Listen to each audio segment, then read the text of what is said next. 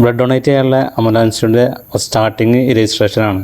അപ്പോൾ ഈ ഇരിക്കുന്ന ആൾക്കാരൊക്കെയാണ് ഫസ്റ്റ് സ്റ്റാർട്ടിങ്ങിൽ രജിസ്ട്രേഷൻ ആൾ. അപ്പോൾ ഫസ്റ്റ് ഒന്ന് രണ്ട് പേരാണ് ഇരിക്കുന്നത്, രജിസ്റ്റർ ചെയ്യാൻ വെയിറ്റ് ചെയ്യാണ്.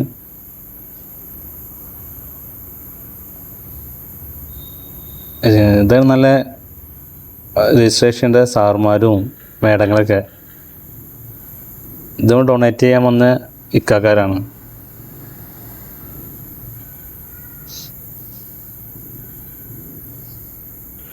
എന്നിട്ട് ഡോക്ടറെ അടുത്ത് പോയിട്ട് ഡോക്ടർ എല്ലാ കാര്യങ്ങളും ചോദിച്ചറിയും. കാരണം നമ്മളിത് വെറുതെ ഡൊണേറ്റ് ചെയ്യാൻ പറ്റില്ല. കാരണം നമ്മുടെ ശരീരത്തിലെ ബ്ലഡ് വേറൊരു ആൾക്കാണ് കൊടുക്കുന്നത്.